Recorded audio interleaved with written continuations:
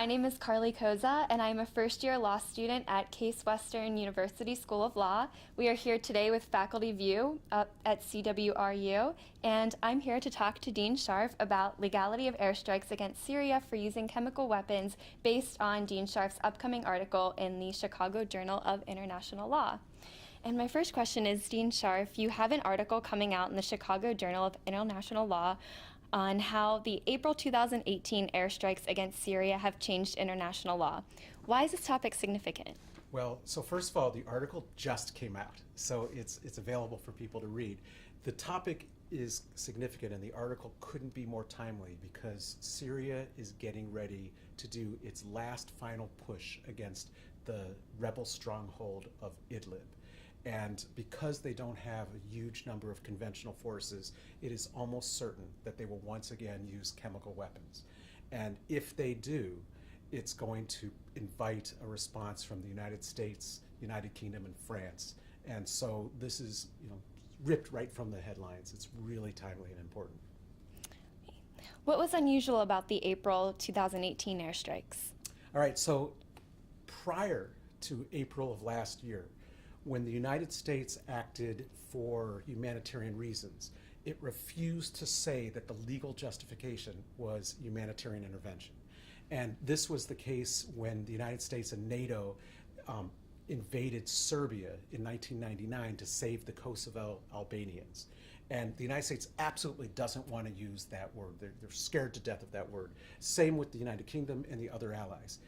In April of last year, for the first time, the United Kingdom spelled out very specifically its justification for using humanitarian intervention to save the people who were being attacked by chemical weapons.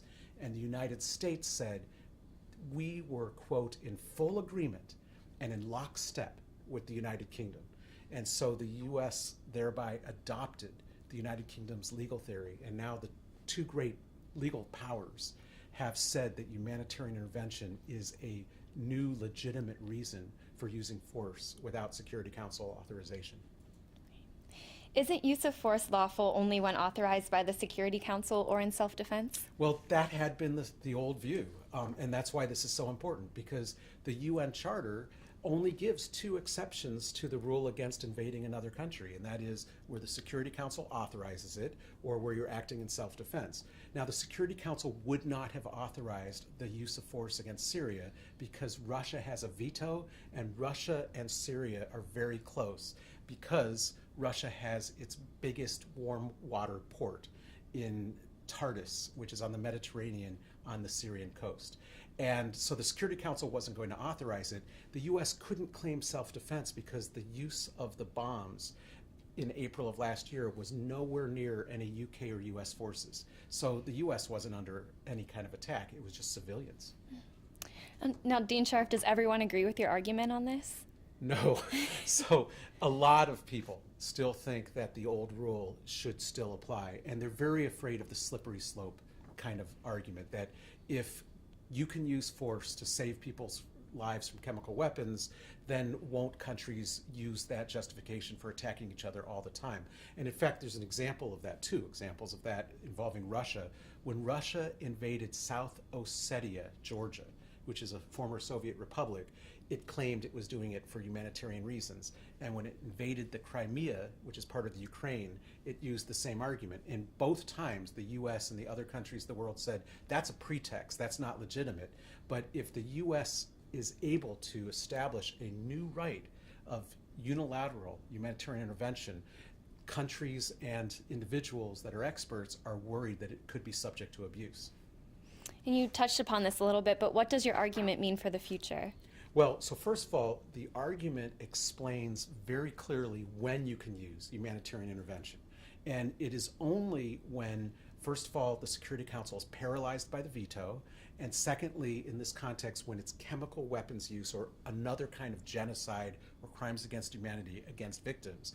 And then third, you can only attack, in this case, the chemical weapons production facilities and the storage facilities. You can't do general attacks against the country. And then fourthly, you have to, after you've done your attacks, remove yourself. You can't occupy the territory. You can't use it as a pretext for regime change or for taking over land in a land grab. So that's the narrow contours. But what it says is that the next time Syria uses chemical weapons, and I predict that's going to happen fairly soon, then you're going to see other countries join the US and France and the UK, and already Canada and Germany have warned Syria that they will join up as well because they believe that this new legal rationale is something that they can buy into. And I think that's all we have for today, so thank you. Thank you, Carly. It's been wonderful talking to you about a very important and timely subject. You too, Dean Scharf. Thank you.